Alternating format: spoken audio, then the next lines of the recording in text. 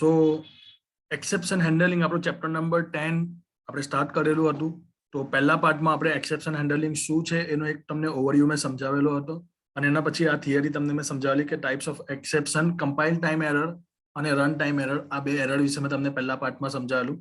અને પહેલા જ પાર્ટમાં આપણે અલગ અલગ ટાઈપ્સની એરર અને એનું ડિસ્ક્રિપ્શન જોયેલું, જેમાં મેનલી તમને કીધેલું કે 6 ટાઈપની એરર એટલે કે એક્સેપ્શન હોઈ શકે, રન ટાઈમ એરર હોઈ શકે. Array index out of bound exception, arithmetic exception, file not found exception, null pointer exception, number format exception અને પ્રિન્ટર ઇનપુટ આઉટપુટ એક્સેપ્શન. આ 6 ટાઈપના એક્સેપ્શન આપણે ડિટેલમાં એટલે કે એના એક્ઝામ્પલ પોઈન્ટ ઓફ વ્યૂ આપણે જોયેલા. પાર્ટ 2 ના અંદર મેં તમને સમજાવેલું કે ટ્રાય વિભાગ ક્યારે લખવામાં આવે, એક્સેપ્શન હેન્ડલિંગ કરવા માટેના જે કીવર્ડ છે ટ્રાય, કેચ અને ફાઇનલી, તો એ 3 બ્લોક કેમ લખીશું તે અમે તમને સમજાવેલું. ટ્રાય બ્લોક કેમ લખવાનો, કેચ બ્લોક કેમ લખવાનો, એક કરતા વધારે કેચ બ્લોક હોય તો કેવી રીતે હેન્ડલ કરવાનું, એ આપણે theory as well as practical oriented સમજી ગયેલા. ફાઇનલી મલ્ટિપલ કેચ બ્લોક પણ આપણે સમજી ગયેલા અને ફાઇનલી કીવર્ડ પણ આપણે સમજી ગયેલા. પછી એક નાનો એક કીવર્ડ હતો થ્રો અને થ્રોઝ. તો ઓબ્જેક્ટને થ્રો કરવા માટે થ્રો કીવર્ડ, અને કોઈ મેથડમાં એરર આવે તો એની મતલબ એની એક્સેપ્શનને હેન્ડલ કરવા માટે થ્રોઝ કીવર્ડ. ઓકે, તો આ બંને વસ્તુ આપણે સમજી ગયેલા. ફાઇનલી આજે આપણે આ ચેપ્ટરનો લાસ્ટ ટોપિક જોઈશું. ટોપિક છે આપણો ક્રિએટિંગ કસ્ટમ એક્સેપ્શન. ઓકે, તો આપણે આમ તો આપણને જાવા પ્રોવાઈડ કરે જ છે ઘણા બધા એક્સેપ્શન, અને દરેક એક્સેપ્શનનો સુપર ક્લાસ અથવા ડિફોલ્ટ ક્લાસ કોણ, તો એક્સેપ્શન ક્લાસ, રાઈટ. પણ જાવામાં જે એક્સેપ્શન પ્રોવાઈડ થયા છે એના સિવાય આપણે આપણા પોતાના એક્સેપ્શન બનાવી શકીએ. હવે આપણે જે પોતે જે એક્સેપ્શન બનાવીએ it's called custom exception, right. તો આપણો છેલ્લો ટોપિક છે આજનો ક્રિએટિંગ કસ્ટમ એક્સેપ્શન. અને આમનો જે પ્રેક્ટિકલ બુક વાળાએ જે પ્રોવાઈડ કર્યો છે એમાં સ્કેનર ક્લાસ બી ઇન્ટ્રોડ્યુસ કરેલું છે. બેઝિકલી આ સ્કેનર ક્લાસ આ ચેપ્ટર નંબર આગળ જે આપણે 11માનું ભણીશું ફાઇલ વાળા ચેપ્ટરમાં, એમાં ડિટેલમાં આવવાનું જ છે, ડોન્ટ વરી. બટ અત્યારે અહીંયા એનું સ્કેનર ક્લાસનું થોડો એ લોકોએ ઓવરવ્યુ આપેલું છે. તો પહેલા સ્કેનર ક્લાસ શું છે એ તમને સમજાવી દઉં, પછી આપણે આ કસ્ટમ એક્સેપ્શન કન્ટિન્યુ કરીશું. તો બેઝિકલી આ પ્રોગ્રામ ઘણી બધી સ્કૂલમાં પૂછાય છે, તો હું આ પ્રોગ્રામ તમને એકદમ સારી રીતે એક્સપ્લેન કરી દઉં, અને આપણે પ્રેક્ટિકલી પણ કરીશું, તો તમને પરફેક્ટ એનો ઓવરવ્યુ સમજ પડી જશે. અને તમને અગર સ્કૂલમાં પ્રેક્ટિકલી પૂછાય તો તમારા માર્ક્સ નહીં જાય પ્રેક્ટિકલ ઓરિએન્ટેડ. ઓકે, ઘણી બધી સ્કૂલમાં પ્રેક્ટિકલ ઓરિએન્ટેડ આ ક્વેશ્ચન પૂછે છે, જનરેટ કસ્ટમ એક્સેપ્શન, અથવા આવું પૂછે કે યુઝર જે માર્ક્સ આપે છે એ માર્ક્સ તમારે અમુક પર્ટિક્યુલર રેન્જમાં જ આપવાના. જેવી રીતે 100 માર્ક્સની એક્ઝામ છે તો ઓબ્વિયસલી 100 માર્ક્સની એક્ઝામમાં માર્ક્સ કેટલા ઇનપુટ કરવાના, તો મિનિમમ એના 0 હશે ને મેક્સિમમ એના 100ના વચ્ચે હશે. લાઈક હવે કોઈ સ્ટુડન્ટ હોય એન્ટર માર્ક્સ અને -27 આપે તો એ માર્ક્સ વેલિડ જ નથી, અને એનાથી ઓપોઝિટ કેસમાં અગર માર્ક્સ આપી દે 105 તો it is also not possible. તો આવો એક્સેપ્શન વિથઆઉટ એક્સેપ્શન બી તમે ઇફ કન્ડિશનમાં આપીને બનાવી શકો, એવું કોઈ ઇસ્યુ નથી. બટ એક્સેપ્શનની મદદથી જો પૂછવું હોય તો એક્સેપ્શનનો યુઝ કરવાનો.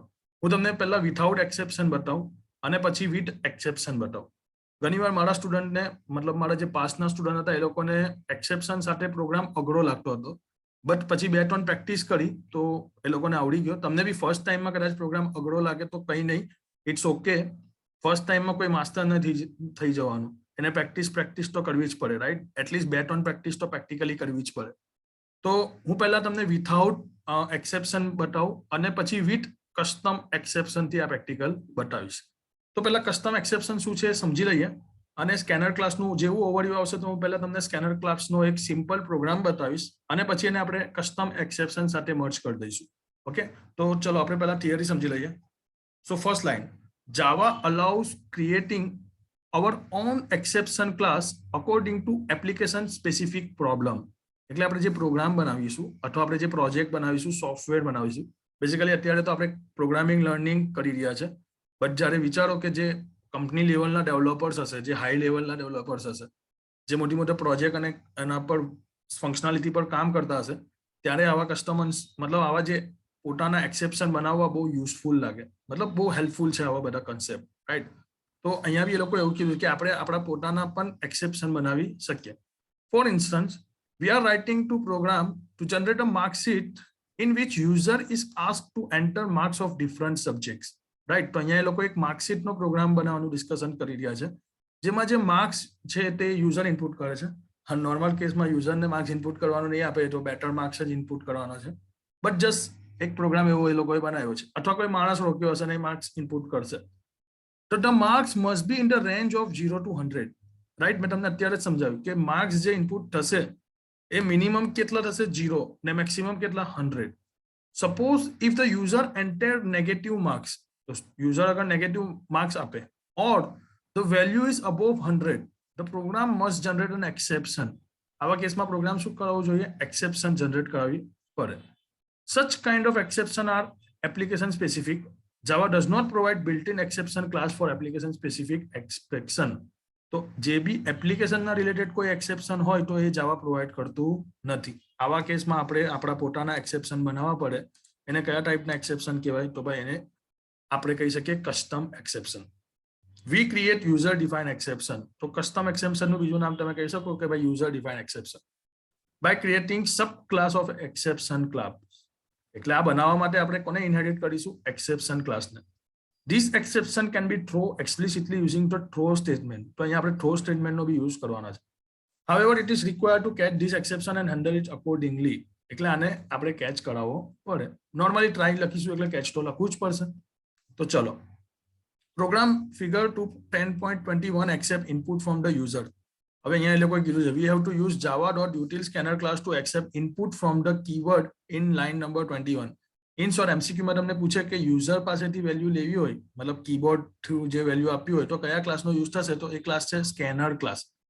ઓકે, અને પેકેજ પૂછે તો java.util.scanner. ઓકે, અને એની કઈ મેથડ? તો next int method of the scanner class help reading integer input. તો આપણે કયા ક્લાસનો યુઝ કરીશું? નેક્સ્ટ ઇન્ટ મેથડનો યુઝ કરીશું. કેમ? તો ઇન્ટીજર ઇનપુટ લેવા માટે, રાઈટ. તો સ્કેનર ક્લાસ તો એ લોકો પછી ડિટેલમાં બતાવે છે, મેં તમને કીધું ને ફાઇલવાળા ચેપ્ટરમાં ડિટેલમાં બતાવશે. તો ચલો હું તમને પહેલા સ્કેનર ક્લાસનો યુઝ બતાવી દઉં. સૌથી પહેલા આપણે સ્કાઇટ એડિટર ઓપન કરી દઈએ. તો સ્કાઇટ એડિટર આપણે ઓપન કરીએ. તો સ્કેનર ક્લાસનો યુઝ હું તમને બતાવું. 2 નંબરનો સરવાળો કરતો પ્રોગ્રામ બતાવું છું. 2 નંબરનો સરવાળો યુઝિંગ સ્કેનર ક્લાસ. તો સ્કેનર ક્લાસનો યુઝ કરવા માટે સૌથી પહેલા આપણે લખવું પડે ઇમ્પોર્ટ java.util.scanner. java.util.start પણ લખી શકો, બુકમાં સ્કેનર લખેલું છે. ઓકે, ચલો ક્લાસ બનાવીએ. ક્લાસનું નામ આપણે આપીએ ડેમો અને પબ્લિક સ્ટેટિક વોઇડ મેન. આટો લખી જ દેવાનું. જાવા પ્રોગ્રામમાં તમારે આટો લખવું જ પડશે. અને સ્ટ્રિંગ args. ઇન્ટીજર n1 અને n2 નામના 2 વેરિયેબલ લીધા અને એનો આન્સર સ્ટોર કરવા માટે એક નામનો વેરિયેબલ લીધો. હવે યુઝર પાસેથી વેલ્યુ લેવાની તો system.out.println અને એને આપણે કહીશું કે ભાઈ એન્ટર ફર્સ્ટ નંબર. યુઝરને આપણે એવું કહીશું એટલે કીબોર્ડ પરથી વેલ્યુ આપશે. તો n1 n2 અને આન્સર. પણ હવે સ્કેનર ક્લાસનો યુઝ કરવો હોય તો પહેલા સ્કેનર ક્લાસનો ઓબ્જેક્ટ બનાવવો પડે. તો સ્કેનર ક્લાસનો object sc is equal to new scanner. એનો ઓબ્જેક્ટ અને બ્રેકેટમાં લખવું પડે system.in. કેમ તો આપણે સિસ્ટમમાંથી ઇનપુટ લઈ રહ્યા છે, રાઈટ. રિમેમ્બર આ સિસ્ટમનો એસ કેપિટલ, સ્કેનરનો એસ કેપિટલ, સ્ટ્રિંગનો એસ કેપિટલ. તમે એક વસ્તુ નોટિસ કરી હશે, જાવામાં મોસ્ટ ઓફ ક્લાસના જે એસ મતલબ કેપિટલ છે એ એસ ટાઈપથી જ ચાલુ થતા હોય. તમે આ વસ્તુ નોટિસ કરજો. ઓકે, ચલો n1 ઇઝ ઇક્વલ ટુ હવે રીડ કરવાનું છે. તો સ્કેનર ક્લાસનો ઓબ્જેક્ટ આપણે શું બનાવ્યું છે? sc. તો અહીંયા આપણે લખીશું sc ડોટ નેક્સ્ટ ઇન્ટ. નેટેક્સ લખી દીધું ભૂલથી. નેક્સ્ટ ઇન્ટ, જેમાં ઇન્ટનો આઈ કેપિટલ. કેમ તો આપણે ઇન્ટીજર ટાઈપની વેલ્યુ રીડ કરીએ છીએ. જો ફ્લોટ ટાઈપની હતી તો નેક્સ્ટ ફ્લોટ. ઓકે, તો હવે કોપી કરી દઈશું પાછું આ સ્ટેટમેન્ટને જ. આ બંને લાઈનને આપણે કોપી કરી દઈશું. જગ્યા પર આપણે લખી દઈશું એન્ટર સેકન્ડ નંબર અને n1 ની જગ્યા પર આપણે લખી દઈશું n2 અને answer is equal to n1 plus n2. Finally આપણે પ્રિન્ટ કરી દઈશું system.out.println sum of 2 number is percentage દીધો સી પ્રોગ્રામિંગમાં. હવે ડાયરેક્ટ આપણે લખી દઈશું આન્સર કર્લી બ્રેકેટ ઓવર. પ્રોગ્રામને ડેમો નામથી સેવ કરીએ તો કંટ્રોલ એસ demo.java. કમ્પાઇલ કરીએ પહેલા પ્રોગ્રામને. તો આપણે કમ્પાઇલ કરીશું તો જોઈશું આપણા પ્રોગ્રામમાં કોઈ એરર નથી. પણ હવે યુઝર પાસેથી ઇનપુટ લેવાનું છે. તો સ્કાઇટ એડિટરમાં એક ઇસ્યુ છે. જો ફર્સ્ટ નંબર 25 અને એન્ટર સેકન્ડ નંબર 45. ઓકે, થઈ ગયું, કોઈ ઇસ્યુ નથી. બેઝિકલી હું જ્યારે સી પ્રોગ્રામ મારા 10મા ધોરણના સ્ટુડન્ટને પ્રેક્ટિકલી કરાવું છું તો સ્કાઇટ એડિટર આવી યુઝર પાસેથી ઇનપુટ નથી લેતું. મારે એના માટે કમાન્ડ પ્રોમ્પ્ટમાં જઈને કમાન્ડથી રન કરાવો. તો મને લાગ્યું અહીંયા જાવામાં બી કદાચ ઇનપુટ છે, બટ નથી. જાવામાં તો એ સોલ્યુશન છે. બાકી મને લાગતું કે કમાન્ડ પ્રોમ્પ્ટથી રન કરાવવું પડે. પણ જો અહીંયા જે કહેવાની વસ્તુ છે, સમજવાની જે વસ્તુ છે, તે આપણે સ્કેનર ક્લાસની મદદથી આજે 25 અને 745 ગેટ કરાવ્યું. એ કોની મદદથી કરાવ્યું? તો આવ્યું નેક્સ્ટ ઇન્ટ. આ પહેલી મેથડ આનાથી સ્કેન કરે છે ને આ બીજી આનાથી. પણ આ એસસી ઓબ્જેક્ટ કોણ છે? સ્કેનર ક્લાસનો. ને સ્કેનર ક્લાસનો યુઝ કરવો હોય તો આપણે ઉપર શું લખવું પડે? તો ક્લાસના ઉપર આપણે લખેલું છે. શું લખ્યું છે ભાઈ? તો import java.util.scanner. ઓકે, જો રાઈટ. તો આઈ હોપ સો તમને આ નોર્મલ પ્રેક્ટિકલમાં સમજ પડી હશે. ચલો હવે આમાં થોડું આપણે પ્રેક્ટિકલ મોડિફિકેશન કરીએ અને યુઝર પાસેથી વેલ્યુ લઈએ, પણ માર્ક્સ ઇનપુટ કરાવીએ. શું કરાવીએ? Marks input. આઉટપુટ વાળી સ્ક્રીનને અત્યારે આપણે થોડી સ્મોલ કરી દઈએ. હમણાં એને આપણે આઉટપુટ જોવું નથી. તો ઇન્ટીજર માર્ક્સ, હવે માર્ક્સ લેવા માટે સ્કેનર ક્લાસનો ઓબ્જેક્ટ આવશે. તો scanner sc is equal to new scanner અને સિસ્ટમ ડોટ ઇન. ચલો માર્ક્સ એટલે યુઝર પાસેથી એવો મેસેજ કર્યો system dot out dot print પ્રિન્ટમાં એન્ટર માર્ક્સ, રાઈટ. હવે માર્ક્સ આપણે લઈ લઈશું. તો marks is equal to sc dot read int, right. બસ હવે આપણે એને પ્રિન્ટ કરી દઈશું. તો system dot out dot println marks is, અહીંયા આપણે પ્લસ કરીને માર્ક્સની વેલ્યુને પ્રિન્ટ કરી દઈશું. યુઝરે જે વેલ્યુ આપી હશે તે. તો કરીશું પ્રોગ્રામને, કમ્પાઇલ કરીશું. તો હવે આપણને આ સ્ક્રીનની જરૂર પડશે. હા, એક એરર આવી. શું એરર આવી? sc ડોટ રીડ ઇન્ટના અંદર, અચ્છા રીડ ઇન્ટ નહીં આવે, નેક્સ્ટ ઇન્ટ આવે. મારી એક ભૂલ છે. શું આવશે? Next int. નેટેક્સ લખાયું, પેલું નેટેક્સની હેબિટ પડી ગઈ છે ને. ચલો exit code 0, clear output, tools ને ગો. તો જો શું આવ્યું? તો ભાઈ એન્ટર માર્ક્સ આપણે આપ્યું 25, માર્ક્સ ઇઝ 25. ઇન કેસ અગર માર્ક્સ આપણે પ્રોપર ન આપીએ તો આપણે કન્ડિશન આપી દેવાની કે જો માર્ક્સની વેલ્યુ યુઝરે લેસ ધેન 0 આપી, અથવા આપણે એવું કહી દઈએ માર્ક્સ ગ્રેટર ધેન 0 છે એન્ડ માર્ક્સ લેસ ધેન 100 છે, તો એ પ્રોપર છે. Okay, greater than or equal to 0 અથવા 0 થી વધારે, તો આ એક પ્રોપર રેન્જમાં છે. તો આપણે કહી શકીએ, તો જ આપણે આ વેલ્યુ પ્રિન્ટ કરાવીએ. એટલે આ લાઈનને હું અહીંયાથી કટ કરી દઉં છું, આ પ્રિન્ટ અહીંયા કરાવી દઉં છું ઓવર. અને એવું નહીં હોય તો એલ્સમાં આપણે નાખી દઈએ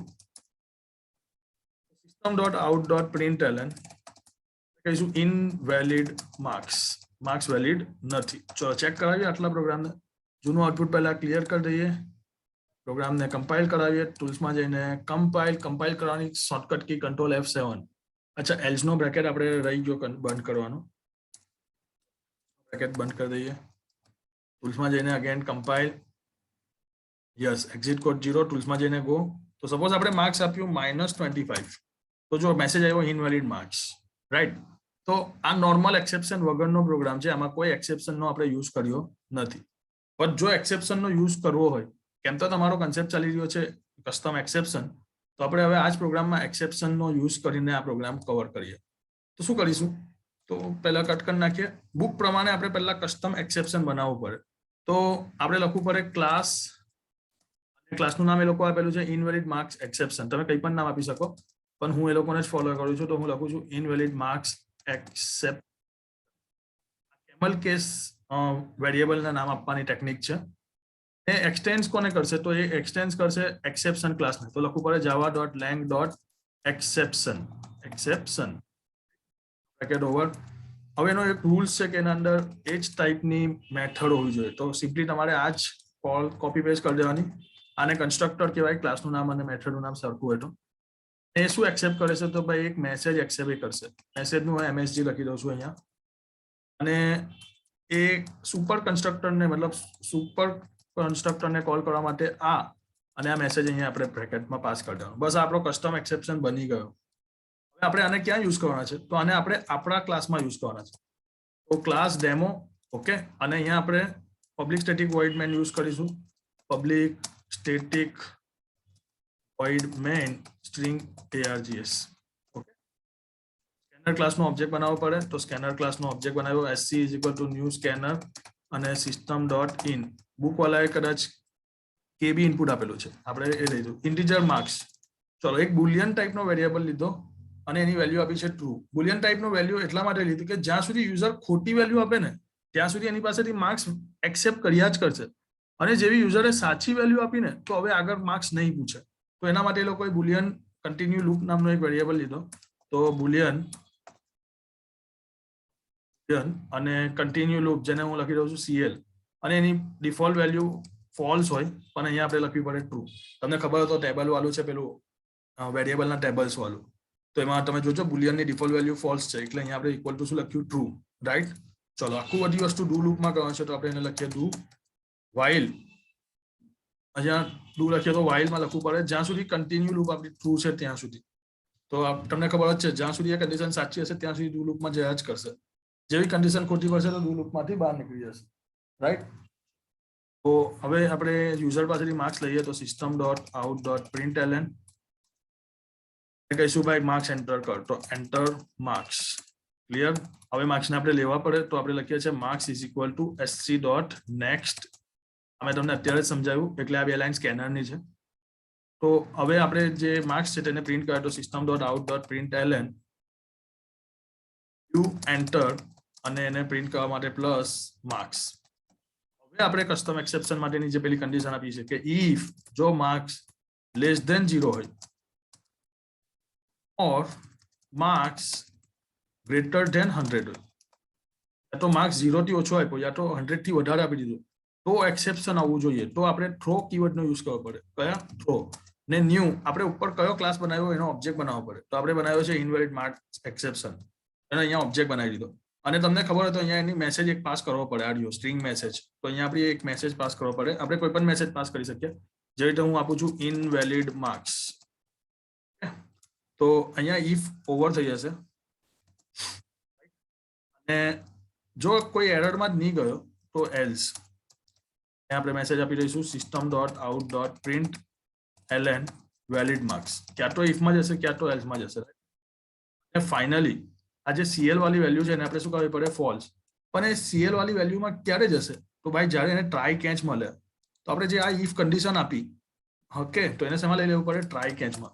તો એનો ટ્રાય અહીંયા બ્રેકેટ ચાલુ કરો અને આ સીએલ વાળી ફોલ્સ વાળી વેલ્યુ છે એને અહીંયા બ્રેકેટ ઓવર કરો. ટ્રાય લખો તો કેચ લખવું પડે, હા લખવું પડે. અને કયા ટાઈપનું હોવું જોઈએ? તો ભાઈ જે ક્લાસનું ટાઈપ છે તે જ ટાઈપનું. તો ઇનવેલિડ માર્ક્સ એક્સેપ્શનને અગેન કોપી કરો. એનો કોઈ બી ઓબ્જેક્ટ તમે બનાવી શકો. તો હું બનાવું છું EX. શું મેસેજ આપવો છે? તો ભાઈ મેસેજ આપી દો system.out.println એરર અકર અને ઓબ્જેક્ટને પ્રિન્ટ કરીએ એટલે EX. ચલો પ્રોગ્રામને કમ્પાઇલ કરીએ. બ્રેકેટ ડુ વાઇલ નું તો પૂરું કર્યું છે પણ પેલું મેન મેથડનું અને ક્લાસ ટાઈપના એને પૂરું નથી કર્યું. આઈ હોપ સો આપણા પ્રોગ્રામમાં કોઈ એરર આવે નહીં. સેવ કરીશું. એરર આવશે તો બી કોઈ વાંધો નહીં, શીખીશું કંઈક નવું. ક્લિયર આઉટપુટ કરીએ. પહેલા ટૂલ્સમાં જઈને કમ્પાઇલ કરીએ. વાવ, એક્ઝિટ કોડ 0. ટૂલ્સમાં જઈને ગો કરીએ તો જો આપણે પહેલા ખોટા માર્ક્સ આપીએ 25, સોરી મારાથી માર્ક્સ અહીંયા અપાય -25, એન્ટર. તો જો એરર અકર ઇનવેલિડ માર્ક્સ. ઓકે, ચલો મેં આપ્યું 105, you enter 105, error અકર invalid marks. પણ હવે વેલિડ આપીએ, મતલબ 100ની 100, 0 થી 100 ની રેન્જ ના આપીએ તો 25 આપી દીધું. તો જો યુ એન્ટર 25 ને વેલિડ માર્ક્સ ને હવે યુઝરનું ઇનપુટ પૂછતા પણ નથી. ઓકે, આઈ હોપ સો તમને પ્રોગ્રામમાં સમજ પડી રહેશે. જો એકવાર પાછો ફ્લો સમજાવો શું કર્યું મેં. બેસિકલી જો તમે ફ્લોમાં જશો તો ઇઝીલી ખબર પડી જશે. આના પહેલા જે પ્રોગ્રામ હતો એમાં મેં તમને શું સમજાવ્યું કે ભાઈ આ કન્ડિશન ચેક કરે કે જે માર્ક્સ છે તે વેલિડ છે કે નહીં. હવે જો અગર આપણે 0 થી નાના આપીશું એટલે નેગેટિવ નંબર આપીશું યા 100 થી વધારે આપી દઈશું તો એ તરત ક્યાં જશે? થ્રો સ્ટેટમેન્ટમાં જશે. થ્રો સ્ટેટમેન્ટમાં જશે એટલે એક્સેપ્શન શોધવા બેસશે. પણ હવે અહીંયા આપણે લખેલું છે ન્યૂ ઇનવેલિડ માર્ક્સ એક્સેપ્શન. તો જાવામાં આવું તો કોઈ એક્સેપ્શન જ નથી. તો એ શું સમજશે કે ભાઈ આ યુઝર ડિફાઇન્ડ એક્સેપ્શન છે. કેવું છે? User defined exception. અથવા કેવું એક્સેપ્શન કહી શકીએ આપણે? Custom exception, right. એટલે જ્યાં સુધી આ એક્સેપ્શન સોલ્વ નહીં થશે ત્યાં સુધી નવી લાઈનમાં જવાનો નથી. એટલે ત્યાં સુધી આ સીએલ ની વેલ્યુ શું રહેવાની? ટ્રુ ની ટ્રુ જ રહેવાની છે. ઓકે, પણ સપોઝ હવે સિનારીઓ બદલાઈ ગયો. યુઝરને ખબર પડી ગયો ભાઈ હું તો માર્ક્સ ખોટા ઇનપુટ કરી રહ્યો છું. તો હવે શું થશે? જેવું એને પૂછશે એન્ટર માર્ક્સ, સીધે માર્ક્સ મૂકી દેશે ભાઈ 78, અથવા આપણે 90 માર્ક્સ આપીએ ભાઈ 78 માં કાંઈ એનો કચરો કરીએ. આપણે એના સારા માર્ક્સ આપીએ. ચલો આપણે એના માર્ક્સ આપી દઈએ 95. હવે ચેક કરશે ભાઈ કન્ડિશનમાં ગયો ના, તો એલ્સમાં ગયો. એલ્સમાં ગયો, વેલિડ માર્ક્સ પ્રિન્ટ થયું અને અને અને અને જો અહીંયા તમે નીચે સ્ક્રોલ કરશો તો નીચે આપણા એમાં કેસમાં ક્યાં જશે? તો આ લાઈન જો સીએલ ફોલ્સ વાળી લાઈન, આ લાઈન તમે જોતા હશો. અહીંયા મેં કરેલું છે સીએલ ફોલ્સ. તો એટલે હવે કન્ડિશનમાં આગળ લૂપમાં જશે નહીં. કેમ તો એની વેલ્યુ શું થઈ જાય છે? ફોલ્સ. ઓકે, અને પ્રિન્ટ થઈ જાય છે valid marks.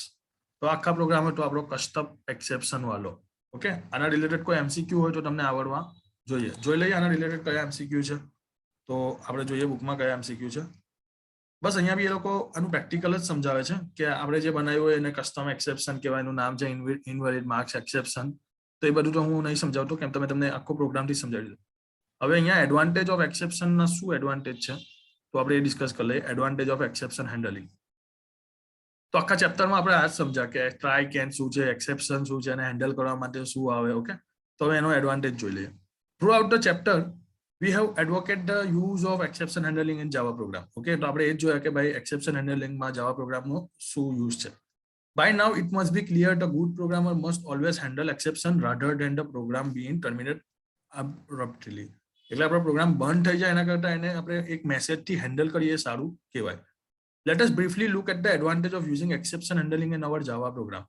Few advantage of using handling is listed below. ચલો, પહેલું advantage, It's allow us to maintain normal flow of program. પ્રોગ્રામના ફ્લોને આપણને મેન્ટેન કરવા દે છે. In the absence of exception handling, the flow of program is disturbed. Okay, let's say example આ marks વાળો programme જો આપણે આ ફ્લો પ્રમાણે જઈએ તો આપણે કઈ આવી ફંક્શનાલિટી કરતા હોઈએ કે ભાઈ યુઝરનો માર્ક્સ ઇનપુટ કરીએ આપણે. ઓકે, તો યુઝરના માર્ક્સ ઇનપુટ કરવા માટે આપણે 5 નંબરના મતલબ 5 સબ્જેક્ટના માર્ક્સ લેતો હોય. Subject 1, subject 2, subject 3, subject 4. તો બધું પ્રોપર ચાલવાનું છે. સબ્જેક્ટ 1 ના માર્ક્સ બી આપી દઈશું 85, 78, 92, 95. ઓકે, બધું પ્રોપર ચાલી રહ્યું છે, પ્રોપર ફ્લોમાં બી જઈ રહ્યું છે. પણ સપોઝ કોઈ વેલ્યુ પ્રોપર નહીં આપી, 92 ને ભૂલથી આપી દીધી 922, તો ઇનવેલિડ માર્ક્સ છે. તો આ ખોટા માર્ક્સ એક્સેપ્ટ કરીને બી એ પાછળ જશે. મતલબ આપણો આઉટપુટ અનએક્સપેક્ટેડ આવશે, આપણો ફ્લો પ્રોપર વેમાં જશે નહીં. પણ જો આપણે એક્સેપ્શન લખ્યું હશે તો પ્રોપર ફ્લોમાં એ રહેશે. રાઈટ, તો પહેલો એડવાન્ટેજ તમને સમજ પડી ગયા હશે. બીજો advantage, it's allow writing separate error handling code from normal code. Normal કોડથી આપણે અલગ આપણા પોતાના એક્સેપ્શનના કોડ એરર હેન્ડલિંગથી અલગ રાખી શકીએ. Third, error can be type group and different with the program. Differentiated program એટલે એરર કયા ટાઈપની આવે છે આપણને એડવાન્સમાં ખબર પડી જાય તો આપણે ઇઝીલી એને સોલ્વ કરી દઈએ. તો આપણે એરરનું વન કાઇન્ડ ઓફ ગ્રુપ બનાવી દઈએ કે ભાઈ આ એરર આવે તો આ એનું સોલ્યુશન હોઈ શકે. Okay, fourth, Accession can be used to debug the program before deploying it to client. દરેક પ્રોગ્રામ ક્લાયન્ટને મળે. ડિપ્લોઈંગનો મતલબ શું થાય તો જે સોફ્ટવેર આપણે ડેવલપ કરીએ છીએ, ડેવલપર્સ, પ્રોગ્રામર્સ, એ પછી ક્લાયન્ટને મળે. ઇન બિટવીન જો નાની બી ભૂલ થઈ જાય તો આખી સિસ્ટમ બંધ અથવા ક્રેશ થવાના ચાન્સીસ છે. જેવી રીતે અત્યારે ઘડી તમે 2021માં એક વસ્તુ નોટિસ કરી હશે, ઇન્સ્ટાગ્રામ, ફેસબુકના સર્વર બહુ ડાઉન થાય છે. તો એ અમુક રીઝન એનું એક આવી છે કે કોઈ ડિપ્લોયમેન્ટમાં ઇસ્યુ આવી ગયા હશે, તો એના કારણે લોકોને ક્લાયન્ટ ડિસ્ટર્બ થાય. તો એ લોકો માટે 5 મિનિટનું બંધ બી બહુ મોટું નુકસાન થઈ જાય. તો આ ટ્રાય કેન્સથી આપણું ડિપ્લોયમેન્ટ પ્રોપર થાય અને આપણને ડિબગિંગ કરવાનો બી ચાન્સ મળે છે. ને last, it's provide an easy mechanism to log various run time error while executing the program. Log એટલે કઈ એરર આવી, ક્યારે એરર આવી, એનો એક આપણો લોગ મળે. આપણે કહી શકીએ attendance is one kind of, કઈ એરર કેમ આવી ને વારે ઘડી કઈ એરર આવે છે. આ વસ્તુ ગૂગલ બહુ પરફેક્ટ હેન્ડલ કરે છે. ગૂગલ એના યુઝરનું લોકેશન તો લે જ છે, પ્લસ એને બધી પરમિશન બી પૂછી લે છે. તો ગૂગલ જ્યારે એનું નેક્સ્ટ વર્ઝન લાવે છે તો એની કઈ ફ્રિકવન્ટલી એરર આવી એને ઇઝીલી સોલ્વ કરે છે. તો આ વસ્તુ કોનાથી પોસિબલ છે? Only and only exception handling. Right, તો આઈ હોપ સો એક્સેપ્શન હેન્ડલિંગનો આખો કન્સેપ્ટ તમને સમજ પડી હશે. આજના લેક્ચરમાં આપણે ભણ્યા એક્સેપ્શન હેન્ડલિંગ કસ્ટમ એટલે કે યુઝર ડિફાઇન એક્સેપ્શન હેન્ડલિંગ કેવી રીતે બનાવે છે. એની સાથે સાથે આપણે સ્કેનર ક્લાસ ભણ્યા. સ્કેનર ક્લાસ આગળ ડિટેલમાં પણ આવવાનું છે, તો 11મા ચેપ્ટરમાં લગભગ આવે છે, તો આપણે સ્કેનર ક્લાસ સ્ટાર્ટ પણ ભણીશું. અમુક સ્કૂલમાં સ્કેનર ક્લાસથી યુઝર ઇનપુટને પૂછાય છે, તો નોર્મલી સ્કેનર ક્લાસ માટે 2 વસ્તુ યાદ રાખવાનું. ઉપર તમારે import java.util.scanner લખવાનું, પેકેજ ઇમ્પોર્ટ કરવાનું અને સ્કેનર ક્લાસનો ઓબ્જેક્ટ બનાવીને નોર્મલ જે રીતે યુઝ કરે છે તે રીતે. 99% કેસમાં આપણે ઇન્ટીજર ટાઈપની જ વેલ્યુ યુઝ કરીએ છીએ, એટલે આપણે લખવું પડે નેક્સ્ટ થીમ. જો ફ્લોટ વાળી વેલ્યુ લખતા હોય તો નેક્સ્ટ ફ્લોટ, જો સ્ટ્રિંગ વાળી હોય તો નેક્સ્ટ લાઇન. આવી રીતે આપણે એનો ટોકનનો યુઝ કરી શકીએ. રાઈટ, તો સ્કેનરનો આપણે આવી રીતે યુઝ કર્યો. ફાઇનલી આપણું ચેપ્ટર અહીંયા ઓવર થાય છે. તો ચેપ્ટર નંબર 10 ઓવર થયું. Thank you for watching. હવે આપણે ફાઇનલી ચેપ્ટર નંબર 11 સ્ટાર્ટ કરીશું. થોડું ઓવરવ્યુ આપી દઉં. File handling. ઓકે, તો ફાઇલ હેન્ડલિંગનો કન્સેપ્ટ કેમ આવ્યો એ આપણે ડિટેલમાં સમજીએ. તો એક વસ્તુ સમજો કે જ્યારે આપણે બહુ લાર્જ પ્રોગ્રામ બનાવતા હોઈએ ત્યારે આપણે ઇનપુટ લઈએ યુઝર પાસે અને પછી એ ઇનપુટને આપણે આપણા ટર્મિનલ પર સેવ રાખીએ. પણ હવે એઝ્યુમ કરો એવરી ટાઈમ આવી રીતે મારે ઇનપુટ લેવું એ સારી હેબિટ નહીં કહેવાય. ફોર એક્ઝામ્પલ, હું કોઈ યુઝરનું માર્કશીટ જનરેટ કરું છું, તો માર્કશીટમાં મારે 5 સબ્જેક્ટના માર્ક્સ લેવા પડે, એનું નામ લેવું પડે, એનું રોલ નંબર લેવું પડે, ઓછામાં ઓછી 10 ઇન્ફોર્મેશન તો મારે લેવી પડે. તો નોર્મલ વેમાં શું હોય આપણો પ્રોગ્રામ રેમના અંદર એક્ઝિક્યુટ થતો હોય તો ઓબ્વિયસલી એનું આઉટપુટ બી ક્યાં હોય? રેમના અંદર. તો રેમ શું છે? બાય રેન્ડમ એક્સેસ મેમરી એ ટેમ્પરરી સ્ટોરેજ છે. જ્યાં સુધી આપણું કોમ્પ્યુટર ચાલુ છે ત્યાં સુધી આપણું આઉટપુટ સેવ છે. જેવું આપણે કોમ્પ્યુટર બંધ કરી દઈએ તો આપણું આઉટપુટ ક્લિયર થઈ જાય, આપણે પાછું આઉટપુટ આપવું પડે. એટલે રેમ કેવું છે? Temporary storage. પણ આપણે આઉટપુટને પરમેનન્ટ સ્ટોર રાખવું હોય તો એને હાર્ડ ડિસ્કમાં સ્ટોર કરવું પડે. સેકન્ડ ડિસ્કમાં હાર્ડ ડિસ્ક છે, યા તો પછી પેનડ્રાઈવ છે, યા તો ફ્લોપી ડિસ્ક છે, કોઈ સેકન્ડરી એમાં તમારે સ્ટોર કરવું પડે. રેમ પ્રાઇમરી છે, હાર્ડ ડિસ્ક સેકન્ડરી છે. તો હાર્ડ ડિસ્કમાં સ્ટોર કરવા માટે આપણે ફાઇલ મિકેનિઝમનો યુઝ કરીશું. ચેપ્ટર નંબર 11 આપણે હવેના લેક્ચરમાં સમજીશું. ત્યારે હું તમને ડિટેલમાં સમજાવીશ ફાઇલ હેન્ડલિંગ શું છે, કેવી રીતે કરીશું અને કેવી રીતે આપણે આખી વસ્તુ ક્લિયર કરીશું. ઓકે, ત્યાં સુધી આજના લેક્ચર માટે આટલું જ. આઈ હોપ સો લેક્ચરમાં મજા આવી હશે. લેક્ચર ગમ્યું હોય તો પ્લીઝ લાઇક કરજો, સબસ્ક્રાઇબ કરજો અગર તમે નવા છો તો. અને એક રિક્વેસ્ટ છે, તમારા ફ્રેન્ડ સર્કલમાં જરૂરથી એને શેર કરો. અને થેન્ક યુ વન્સ અગેન કે વિડીયો જોયો અને મને ઇન્સ્પાયર કરી રહ્યા છો તમે લોકો પણ. અત્યારે બી ઘણા બધા સ્ટુડન્ટની પોઝિટિવ રિસ્પોન્સ આવી રહી છે. નેગેટિવ બી વેલકમ, બીકોઝ અગર તમને કંઈ કન્ફ્યુઝન તમને નહીં ગમ્યું હોય તો ઓપનલી શેર કરો તો મને એને ઇમ્પ્રુવમેન્ટ કરવાની જરૂર પડે. તો હું ઇમ્પ્રુવમેન્ટ કરીને તમારા બેટર સોલ્યુશન માટે આવીશ. Good bye, have a nice day. મળીશું નેક્સ્ટ લેક્ચરમાં. આપણે ચેપ્ટર નંબર 11 ત્યારે સ્ટાર્ટ કરીશું. અહીંયા ચેપ્ટર નંબર 10 3 પાર્ટમાં ઓવર થાય છે. Good bye.